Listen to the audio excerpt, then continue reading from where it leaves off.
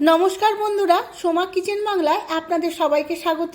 আশা করছি আপনারা সবাই খুব ভালো আছেন। আজ আমি শেয়ার করতে চলেছি দারুণ স্বাদের স্ন্যাক্স রেসিপি চিংড়ির চপ। আমার আপনাদের সবার প্রিয় এই রেসিপি। বাড়ির ফ্রিজে যদি একটু চিংড়ি মাছ থাকে তাহলে খুব সহজেই কম সময়ে সামান্য কিছু উপকরণে এই রেসিপিটি বানিয়ে সন্ধ্যের আড্ডাটা জমিয়ে দিতে পারবেন। তার জন্য সম্পূর্ণ ভিডিওটি দেখতে হবে। আমার চ্যানেলের নতুন বন্ধু হলে চ্যানেলটিকে সাবস্ক্রাইব করে পাশে থাকা বেল আইকনটি প্রেস করে রাখবেন, যাতে আমার সমস্ত রান্নার নোটিফিকেশন সবার আগে আপনাদের কাছে পৌঁছে যায়। আর ফেসবুক বন্ধুদের কাছে অনুরোধ পেজটিকে ফলো করার জন্য। চলুন দেখে নেওয়া যাক রেসিপিটি। চিংড়ির চপ বানানোর জন্য একটা স্পেশাল মশলা বানিয়ে নেব। তার জন্য ফ্রাই প্যান বসিয়ে নিয়েছি। এর মধ্যে নিয়ে নেব 4-5টা ছোটো এলাচ, 1.5 ইঞ্চির মতো দারচিনি, 2-3টে শুকনো লঙ্কা, হাফ চামচ রাঁধুনি, কয়েকটা লবঙ্গ, 1 চামচ জিরে, 1 চামচ ধনে। সমস্ত মশলাগুলো 5 মিনিটের মতো খুব ভালো করে ভেজে নেব। 5 মিনিট ভাজার পর খুব সুন্দর একটা গন্ধ বেরিয়েছে। মশলাটা ভাজা হয়ে গেছে। এবার গ্যাসের ফ্লেমটা অফ করে দিয়ে ঠান্ডা করে নেব। পরবর্তী পর্যায়ে চলে যাব। প্রথমেই পুরটা বানিয়ে নেব। তার জন্য ফ্রাই প্যান বসিয়ে নিয়েছি। এর মধ্যে দিয়ে দিয়েছি 2-3 চামচ তেল। এর মধ্যে দিয়ে দেব কেটে রাখা 2টো পেঁয়াজ। পেঁয়াজটা খুব ভালো করে ভেজে নিয়েছি। এখন দিয়ে দেব 1 চামচ আদা রসুন বাটা। আদা রসুন বাটা ও পেঁয়াজ আরও 5 মিনিট ভেজে নেব ভালো করে।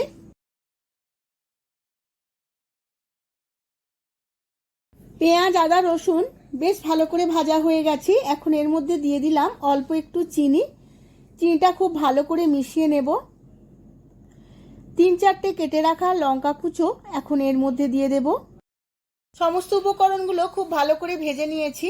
এখন এর মধ্যে দিয়ে দেব সেদ্ধ করে ম্যাশ করে নেওয়া আলু। আমি 2-3টে আলু এখানে সেদ্ধ করে নিয়েছিলাম।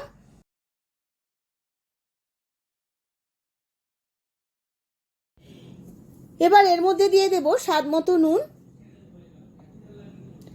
নুনটা দিয়ে খুব ভালোভাবে মিশিয়ে নিয়ে আরও 5 মিনিট খুব ভালো করে নেড়ে নেব, যাতে আলুর সমস্ত ময়েশ্চারটা খুব ভালো করে শুকিয়ে যায়।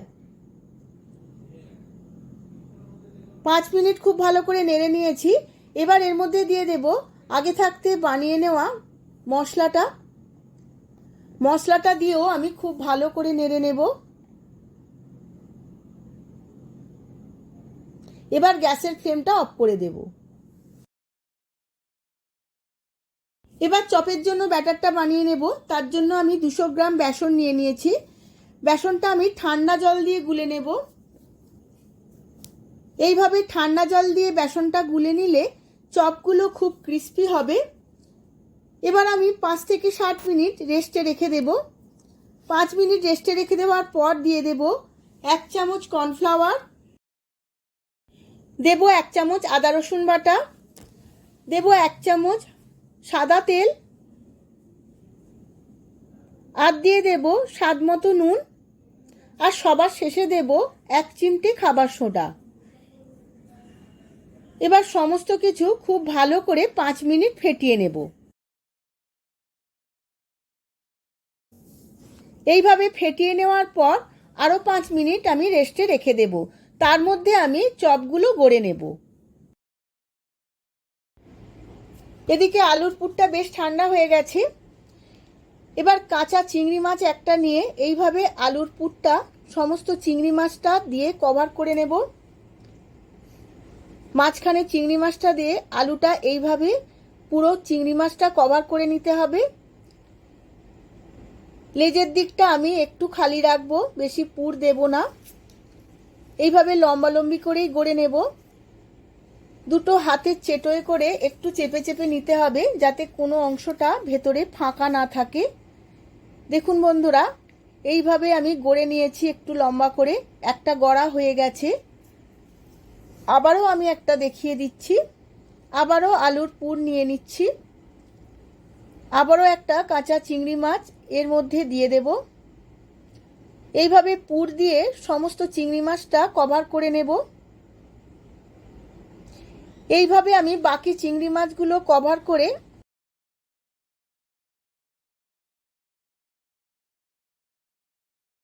সমস্ত চিংড়ি মাছের চপগুলো গড়ে নিয়েছি, এবার ভাজার জন্য একদম রেডি হয়ে গেছে। আমি কড়ার মধ্যে তেল গরম বসিয়ে দিয়েছিলাম, তেলটা খুব গরম হয়ে গেছে। এইভাবে চিংড়ি মাছের চপগুলো বেসনে ডুবিয়ে দুটো দুটো করে ভাজবো, আমি বেশি দেব না। এই সময় গ্যাসের ফ্লেমটা হাই টু মিডিয়াম থাকবে।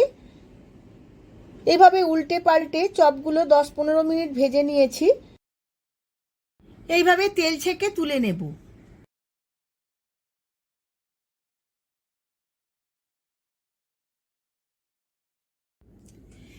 এইভাবে আমি সমস্ত বাকি চপগুলো ভেজে নেব। সমস্ত চপগুলো আমার ভাজা হয়ে গেছে, এবার আমি সার্ভ করে নেব। দেখুন বন্ধুরা, আমি সার্ভ করে নিয়েছি। চপগুলো কত খাস্তা আর মুচমুচে হয়েছে, খেতেও কিন্তু দারুণ হয়। আপনারাও এই আমার মতো করে একইভাবে বানিয়ে ফেলুন আর সন্ধ্যের আড্ডাটা এই চপ আর মুড়িতে জমিয়ে ফেলুন। ভিডিওটা যদি ভালো লেগে থাকে ভিডিওটিতে প্রচুর প্রচুর লাইক শেয়ার কমেন্ট করবেন। আজ তাহলে আসি, ধন্যবাদ।